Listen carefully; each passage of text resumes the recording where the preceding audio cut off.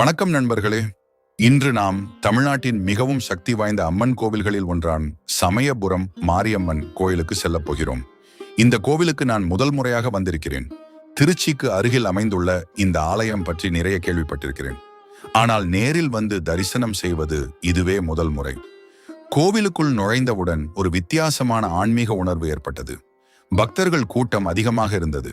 எங்கு பார்த்தாலும் ஓம் சக்தி, பராசக்தி என்ற கோஷங்கள் ஒலித்துக் கொண்டே இருந்தன. சமயபுரம் மாரியம்மன் தமிழ்நாட்டில் மிகவும் பிரசித்தி பெற்ற சக்தி தலங்களில் ஒன்றாக கருதப்படுகிறார்.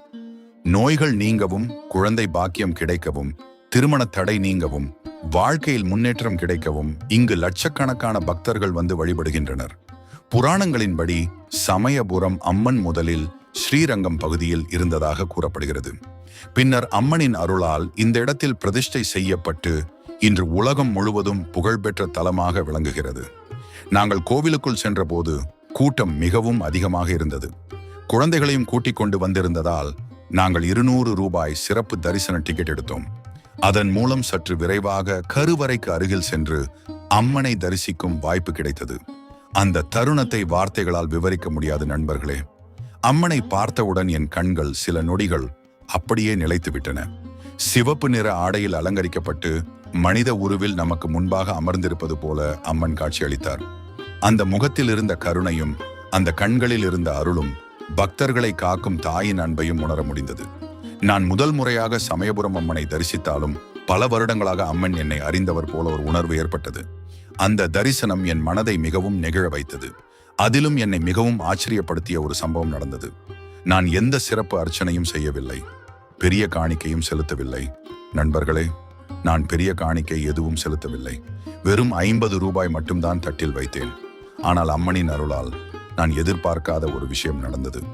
அங்கிருந்த அர்ச்சகர் தானாகவே என்னை அழைத்து மஞ்சள் நிற வளையல்களை பிரசாதமாக கொடுத்தார். அந்த நொடி எனக்கு ஏற்பட்ட சந்தோஷத்தை வார்த்தைகளால் சொல்ல முடியாது. இது அம்மன் எனக்கு கொடுத்த அருள், ஆசீர்வாதம் என்று நான் நம்புகிறேன்.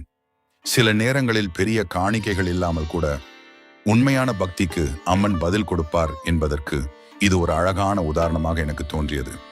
சமயபுரம் அம்மன் பற்றி மற்றொரு சிறப்பு என்னவென்றால், இங்கு நடைபெறும் பச்சை பட்டினி விரதம்.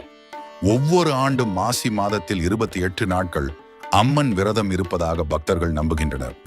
அந்த நாட்களில் பழங்கள், இளநீர், மாவு போன்றவை மட்டுமே நைவேத்தியமாக படைக்கப்படுகிறது. மேலும் பூச்சொரிதல் திருவிழா மிகவும் பிரபலமானது. ஆயிரக்கணக்கான பக்தர்கள் மலர்களை கொண்டு வந்து அம்மன் மீது அர்ப்பணிப்பார்கள். அம்மன் முழுவதும் மலர்களால் மூடப்பட்டிருக்கும். அந்த காட்சி பார்க்க மிகவும் அழகாக இருக்கும். இன்றும் பல பக்தர்கள் தங்கள் வேண்டுதல்கள் நிறைவேறிய பிறகு முடிகாணிக்கை, அங்க பிரதட்சிணம், மாவிளக்கு போன்ற நேர்த்தி கடன்களை செலுத்தி வருகின்றனர். நானும் இன்று சமயபுரம் அம்மனின் அருளை மனதார உணர்ந்தேன்.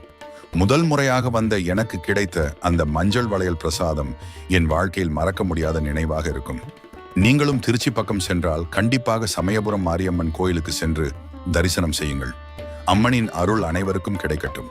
ஓம் சக்தி, பராசக்தி. சமயபுரம் மாரியம்மன் திருவருள் எப்போதும் நம் குடும்பங்களை காக்கட்டும். இந்த வீடியோ உங்களுக்கு பிடித்திருந்தால் லைக் செய்யுங்கள், சேனலை சப்ஸ்கிரைப் செய்யுங்கள், உங்கள் கருத்துக்களை கமெண்டில் பதிவிடுங்கள். மீண்டும் ஒரு புதிய ஆன்மீக பயணத்தில் சந்திப்போம். நன்றி, வணக்கம். நண்பர்களே, சமயபுரம் மாரியம்மன் கோயிலின் மிகப்பெரிய சிறப்பு என்ன தெரியுமா? ஒவ்வொரு ஆண்டும் மாசி மாதத்தின் கடைசி ஞாயிற்றுக்கிழமை தொடங்கி நடைபெறும் பூச்சொரிதல் திருவிழாதான். இந்த திருவிழா நூற்றாண்டுகளாக நடைபெற்று வருகிறது. ஆயிரக்கணக்கான பக்தர்கள் தங்கள் வேண்டுதல்கள் நிறைவேறிய நன்றி கடனாக அம்மனுக்கு பூக்களை காணிக்கையாக கொண்டு வருகிறார்கள். பூச்சொரிதல் என்றால் அம்மன் மீது மலர்களை மழை போல பொழிவது என்ற அர்த்தம். அன்று சமயபுரம் முழுவதும் பூக்களின் வாசனை நிரம்பி இருக்கும். லாரிகள், டிராக்டர்கள், மாட்டு வண்டிகள் என பல வாகனங்களில் பக்தர்கள் பூக்களை கொண்டு வருவார்கள். இந்த நாளிலிருந்து அம்மன் மக்களின் நலனுக்காக 28 நாட்கள் பச்சை பட்டினி விரதம் இருப்பதாக நம்பப்படுகிறது. அந்த நாட்களில் சமைத்த உணவுகள் படைக்கப்படாது. இளநீர், மோர், மாவு போன்ற எளிய நைவேத்தியங்கள் மட்டுமே அம்மனுக்கு சமர்ப்பிக்கப்படுகின்றன.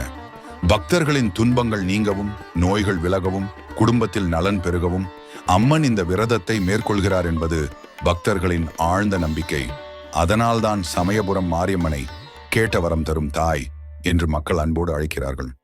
உண்மையாகவே நண்பர்களே, நான் முதல் முறையாக சமயபுரம் வந்தாலும் அம்மனின் தரிசனமும் எனக்கு கிடைத்த மஞ்சள் வளையல் பிரசாதமும் வாழ்நாள் முழுவதும் மறக்க முடியாத அனுபவமாக இருக்கும். இந்த பகுதியை உங்கள் தரிசன அனுபவத்துக்கு பிறகு சேர்த்தால் 10 நிமிட வீடியோ இன்னும் நன்றாக இருக்கும். நண்பர்களே, சமயபுரம் மாரியம்மன் சாதாரண அம்மன் அல்ல. புராண கதைகளின்படி இன்று சமயபுரத்தில் அருள்பாலிக்கும் அம்மன் முதலில் ஸ்ரீரங்கம் பகுதியில் வைஷ்ணவி தேவியாக வழிபடப்பட்டதாக கூறப்படுகிறது. காலப்போக்கில் அம்மனின் சக்தி மிகவும் உக்கிரமாக இருந்ததால் அந்த சிலை ஸ்ரீரங்கத்திலிருந்து வெளியே கொண்டு செல்லப்பட்டதாக ஒரு நம்பிக்கை உள்ளது. பின்னர் கண்ணனூர் பகுதியில் அந்த சிலை வைக்கப்பட்டது. அங்கு பக்தர்கள் அம்மனின் அருளையும் அற்புதங்களையும் அனுபவிக்க தொடங்கினர். அதன் பிறகு விஜயநகர மன்னர்கள் இந்த பகுதியை ஆட்சி செய்த காலத்தில் போரில் வெற்றி கிடைத்தால் அம்மனுக்கு கோவில் கட்டுவதாக வேண்டிக் கொண்டனர். அவர்களின் வேண்டுதல் நிறைவேறியதும் அம்மனுக்காக பெரிய ஆலயம் அமைக்கப்பட்டது என்று கூறப்படுகிறது. இன்றும் சமயபுரம் மாரியம்மன் மக்களை காக்கும் தாயாக பக்தர்களால் போற்றப்படுகிறார்.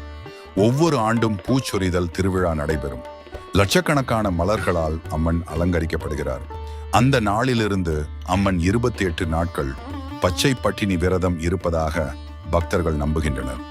மக்களின் நலனுக்காக இந்த விரதம் இருப்பதாக சொல்லப்படுகிறது. நோய்கள் நீங்கவும், திருமணம் நடைபெறவும், குழந்தை பாக்கியம் கிடைக்கவும், வாழ்க்கையில் முன்னேற்றம் பெறவும் ஆயிரக்கணக்கான பக்தர்கள் தினமும் சமயபுரம் வந்து அம்மனை தரிசித்து செல்கின்றனர்.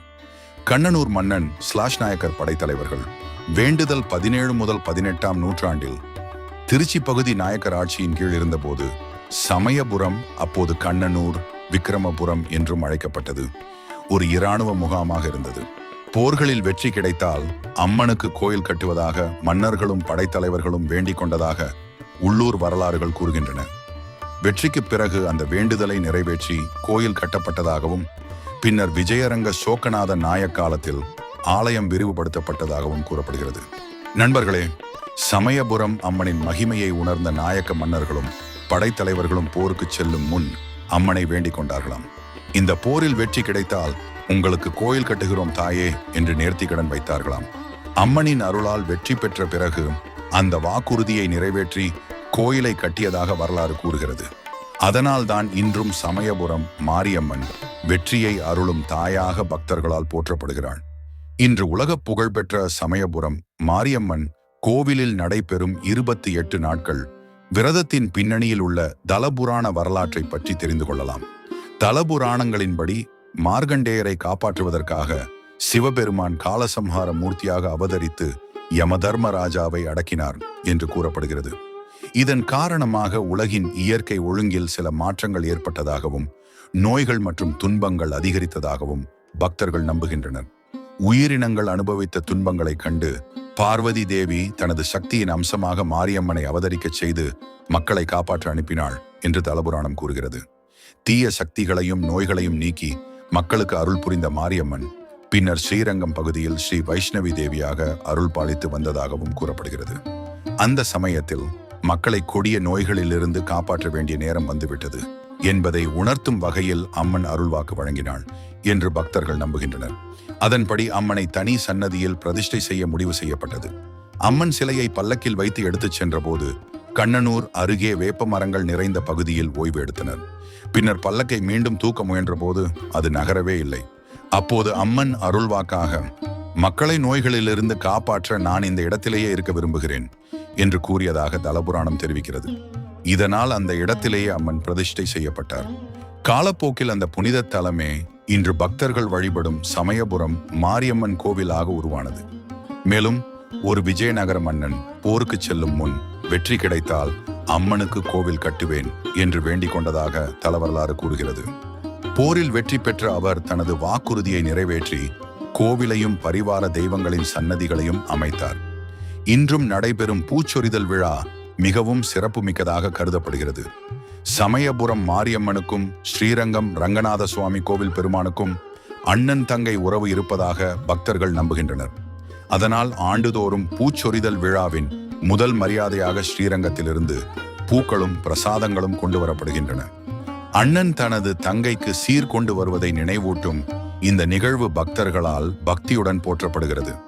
அந்த பூக்களாலேயே அம்மனுக்கு முதல் பூச்சொரிதல் நடைபெறுவது இந்த விழாவின் முக்கியமான சிறப்பாகும்.